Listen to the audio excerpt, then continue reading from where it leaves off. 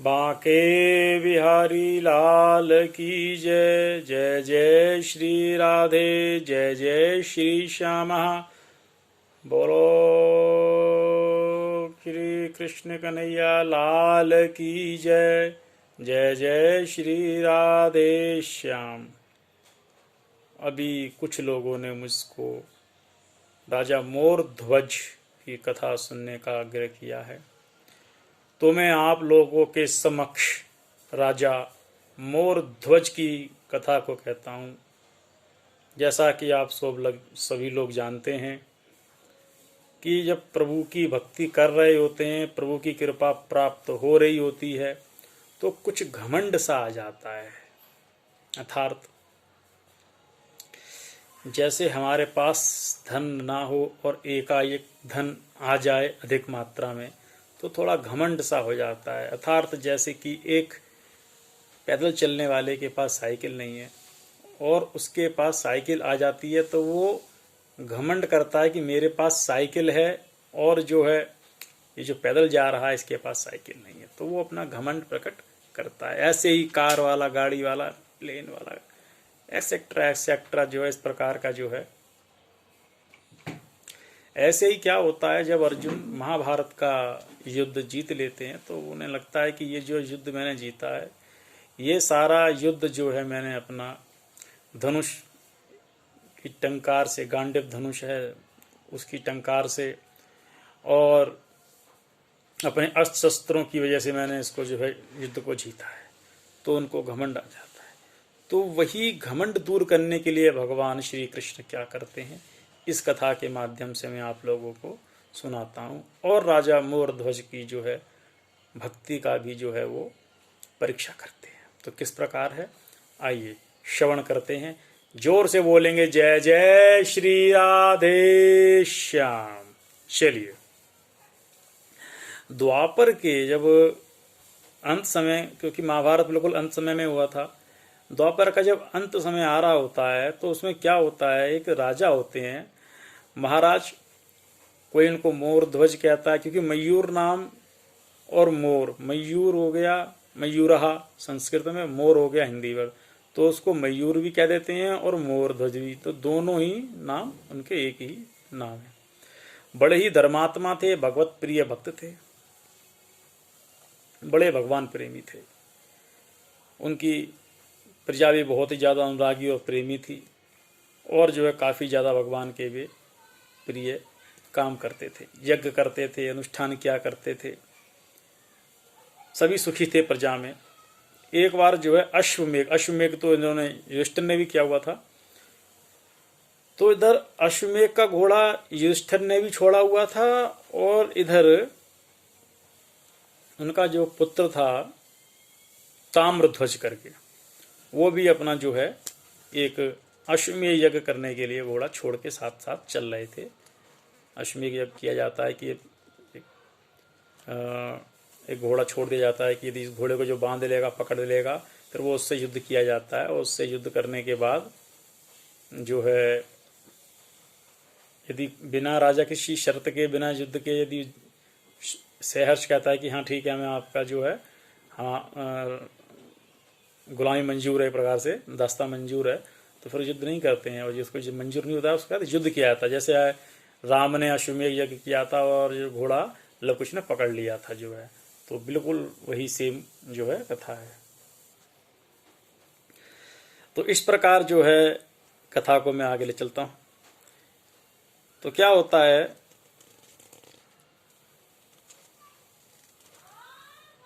कि वो राजा ताम्रध्वज, जो उनका राजा मोर का पुत्र ताम्रध्वज है, वो अपने सेनापति को लेकर, सेना को लेकर, वो घोड़े को लेकर घूम रहा होता है। तो उसी समय जो है ये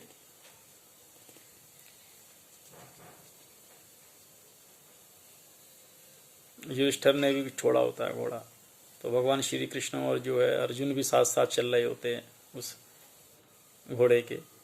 तो अब भैया टकराव तो होगा ही, दोनों राजा बराबर में आ जाते हैं। तो वो क्या करता है, वीर ताम्रध्वज जो है,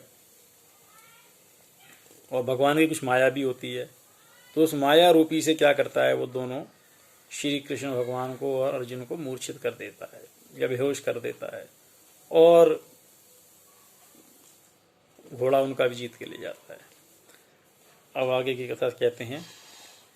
अब इधर क्या होता है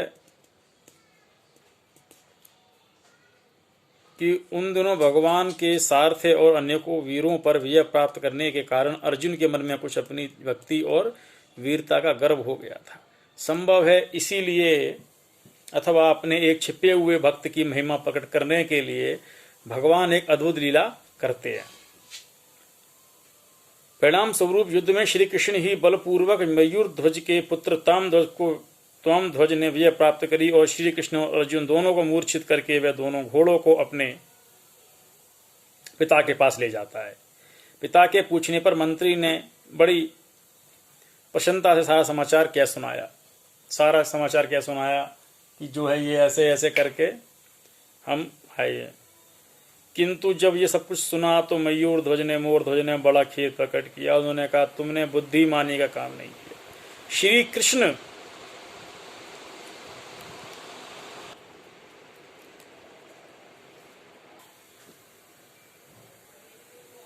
तो जो है क्या होता है,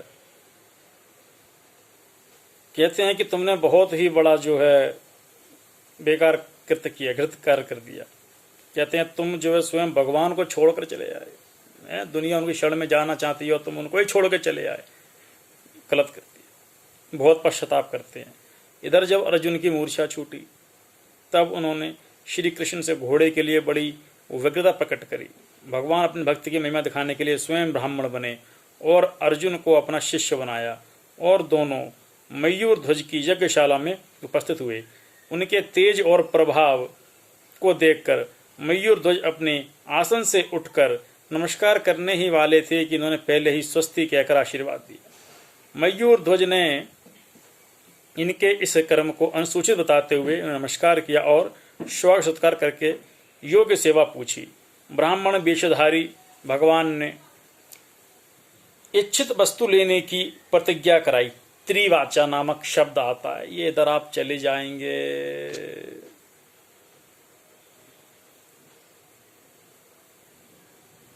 इटावा के आसपास का ही क्षेत्र पड़ता है, शायद वहीं पे कहीं की बात है, शायद की मेरे ख्याल से घटना है, उधर का ही क्षेत्र होगा, आप देख लेना। तो वहाँ त्रिवाचा भरवाई, वहाँ के लोग बताते भी हैं कि अभी भी वहाँ पे ऐसे ऐसे करके जो ये सारा है मोर ध्वज का, वहाँ पे जो किस्सा है सारा अभी लोग सुनाते हैं, बड़े जबानी सुनाते हैं। तो इधर क्या हुआ, त्रिवाचा मतलब 3 बार भरवाया जाता है कि हाँ मैं ये चीज़ दूंगा, मैं ये चीज़ दूंगा आपको, कि इच्छित वस्तु जो मुझको इच्छा है वो मुझे वस्तु चाहिए। कहते हैं ठीक है कोई बात नहीं, देंगे। और प्रतिज्ञा कराती है कि मैं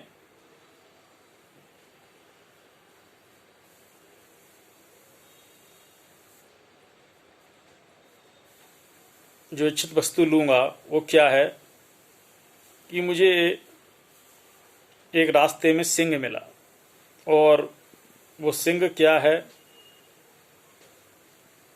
वो भूखा है। उस सिंह को भी साथ में लेके जाते हैं। अब इसमें कथा में थोड़ा थोड़ा अलग अलग 2 प्रकार से आते हैं। कहते हैं कि साथ में इंद्र भी जो है सिंह बन के आ गए थे, है ना, कि धर्मराज बन के आए सिंह। कथाओं में थोड़ा सा अलग अलग कथाकारों ने इसमें दिया गया है। लेकिन भगवान श्री कृष्ण तो क्या करते हैं कि स्वयं ब्राह्मण बनते हैं, अर्जुन को भी अपना पुत्र बना लेते हैं और एक सिंह जो है वो इंद्र को ही बना के ले जाते हैं। तो इसमें क्या होता है, कहते हैं कि ये सिंह रास्ते में मुझे मिल गया था और ये मेरे पुत्र को खाना चाहता है, मैं एक ब्राह्मण हूँ और आप राजा हैं और आप मेरी रक्षा करो। तो कहता है कि आप मैं अपने पुत्र की जगह आप अपना पुत्र जो है इस सिंह को दे दो खाने के लिए। तो वो कहते हैं यार ये ऐसे कैसे, ये क्या चक्कर है, ये क्या कथा है आपने, मतलब क्या मांग लिया आपने। अब त्रिवाचा भर चुके थे, मतलब वचन दे चुके थे। कहते हैं ठीक है, कहते कोई बात नहीं। कहता है लेकिन एक चीज है, आप दोनों को अर्थात राजा और रानी आप दोनों को अपने को पुत्र को चीर कर ये देना होगा, नहीं तो जो है मेरा ये जो शेर साथ में आया है मेरे शेर इसको खाएगा नहीं। कहता है अच्छा चलो स्वीकार करते हैं और जो है तो ठीक है, वो अपना जो है इस प्रकार जो त्रिवाचा दिया वो भगवान की भक्ति में रस में डूबे हुए हैं। कहते हैं शायद भगवान की ही कोई ऐसी कृपा है जो शायद जिस प्रकार का परीक्षा ले रहे हैं, और वो अपना सहर्ष जो है करते हैं। कहते हैं कि वो चिड़वाने के लिए आरों के पास गए, लेकिन किसी ने भी उनको आरा नहीं दिया, पूरे में आरा मांगा। तो शायद उन्होंने नीम की पत्ती एक उठाई, तो उसी में अपने सत्य के कारण वो जो है आरा बन गया, नीम की पत्ती। और राजा रानी जो अपने पुत्र को चीर रहे थे, जब पुत्र को काट रहे होते हैं तो वो रानी रो रही होती है। तो जब रानी रो रही होती है तो वो कहते हैं श्री कृष्ण कि ऐसा है, यदि तुम रोओगे तो ये शेर नहीं खाता, किसी का रुदन किया हुआ जो है ये नहीं ग्रहण करता भोजन। राजा बोलता है कि नहीं ब्राह्मण देव, ये रानी रो नहीं रही है, रानी तो प्रसन्नता से खुश होके ये खुशी के आंसू कह रही है कि मुझको तो ऐसा सेवा करने का अवसर प्राप्त हुआ कि मेरे एक नहीं मेरे 10 पुत्र होते थे, 10 पुत्र में वार देती इस सिंह के ऊपर। अब जो है इस प्रकार उन्होंने अपना बेटे का जो है चीर हारे से चीर के और जो है वो सारा मांस का जो है शेर के आगे डाल दिया। जब शेर के आगे डाल दिया तो भगवान ने कहा ठीक है चलो अब भोजन करेंगे, हम भोजन करेंगे। भोजन कैसे खाएं, इधर तो जो है पुत्र को अभी तो चीरा है आरे से, भोजन कैसे करेंगे ब्राह्मण देव, ये बड़ी समस्या उत्पन्न हुई। भगवान ने कहा चलो मुझे भोजन कराओ।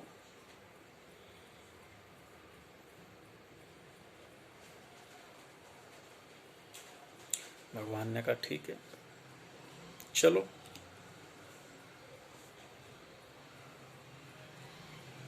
अब जो है उधर जैसे ही महाराज ने कहा कि चलो भैया खाने की थालियां लगाओ 3, तो राजा बोला 3 लगाओ खाने की थालियां, कि 3 नहीं 4 लगाओ। कि 4 क्यों, एक राजन आपकी, एक मेरी, एक मेरे पुत्र की और एक आपके पुत्र की। राजा बोलता है ब्राह्मण देवता कैसा मजाक कर रहे हो मेरे साथ, मुझ दुखिया के साथ हैं। कहता क्यों, कहता है कि जो है मेरा पुत्र तो आपकी आंखों के सामने मैंने चीर के आपको डाल दिया, सिंह को डाल दिया, और आप कहते हो कि पुत्र को बुलाओ। भगवान कहते हैं भाई बुलाओ, मैं कह रहा हूं बुलाओ तो बुलाओ। अब तो भैया प्रभु जैसे ही उसने अपने पुत्र का नाम लिया, तुरंत पुत्र दौड़कर जो है अंदर से जो है परकोटे से बाहर निकल के आया। राजा समझ गया ये कोई जो है छोटा मोटा ब्राह्मण नहीं है, उच्च कोटि के ब्राह्मण। तब उनकी शरण में पूरा परिवार गिर पड़ा, स्तुति करने लगे। तब भगवान ने उन्हें संतावना दी और वर मांगने को कहा। उन्होंने कहा भगवान के चरणों में मेरा प्रेम मांगा, और वो बोला कि भक्तों की ऐसी परीक्षा ना लें, इसका अनुरोध किया। भगवान ने बड़े प्रेम से उनकी अभिलाषा भी पूर्ण करी, क्योंकि कलयुग आने वाला था। बोधो ने कहा ऐसी परीक्षा मत लो प्रभु, बहुत ही कठिन परीक्षा थी आपकी। तब ऐसे करके उन्होंने अपने भक्ति की महिमा बढ़ाई। अब अर्जुन उनके साथ साथ थे, सब लीला देख रहे थे। उन्होंने मूर्ध्वज के चरणों में गिरकर अपने गर्व की बात कही कि मैं तो बड़ा गर्वीला था, मुझे लगा कि शायद मेरे इस युद्ध कौशल से, इस गांडिव से और इस अस्त्र शस्त्र के द्वारा ही मैंने युद्ध जीता, लेकिन मुझे नहीं पता था तुम तो बहुत ही भक्त महान हो। मुझे लगता था भगवान का मैं ही एक भक्त हूँ जो कि बहुत महान हूँ, लेकिन ऐसा नहीं था। और उनका घमंड दूर होता है, और अंत में 3 दिनों तक आतिथ्य स्वीकार करने के बाद अपना घोड़ा लेके वे मयूर मोरध्वज राजा के यहाँ से चले जाते हैं। एक मतलब छोटा सा कवित्व है, मैं आप लोगों को सुनाना चाहता हूँ। अर्जुन के गर्व भयो कृष्ण प्रभु जान लियो, दियो रस भारी याही रोग यो मिटाई के, मेरो एक भक्त आहे को तो ले दिखाऊं ताहे, भय विप्र वृद्ध संग बाल चली जाय के। इस दृष्टांत में सारा कथा जाता है कि एक वृद्ध ब्राह्मण बन गए, अपना बालक बना लिया अर्जुन को। पहुँचत भयो जाय मोर ध्वज राजा, कहाँ बेगी सुधी देवो काहू बात जा जनाई के। सेवा प्रभु करो ने कुरहो पाँव धरो जाय, उठो तुम बैठो कही आग सी लगाइए। चले अन खाए पाएंगही अटकाए जाए, नृप को सुना तत्काल दौरे आए हैं। बड़ी कृपा करी आज परी चाह बेई, मेरी निपटन मेल पाए जाते पाए के। दीजे आज्ञा मोहि सोहि दीजे सुख लीजे यही, पीजे वाणी रस मेरे नैनन से सिराए हैं। शून्य क्रोध भयो मोद भयो सो परीक्षाएं लिए, चित चाव से ऐसे वचन सुनाए हैं। देवे की प्रतिज्ञा करो करु जू प्रतिज्ञा हम जाही, भाती सुख तुम्हें सोई मोको भाई है। मिलियो माग में सिंह यदि बालक को खाए जात, कहीं खाओ मोए नहीं यही सुख दाई है। रास्ते में एक जो सिंह मिला है और जो है मैंने उसको वचन दे दिया है कि दूंगा। कहूँ भांति नृप आधो शरीर, आवे तो ही याही मैं बात जनाई है। बोली उठा मोहि जाको पुत्र देहो, तब मेरी भूख मर जाई है। और जो है इस प्रकार जो है सारी कथाएं जो है होती हैं। अतः मैं इसी के साथ अपनी वाणी को विराम देता हूँ। सभी को जय जय श्री राधे, जय जय श्री राधे।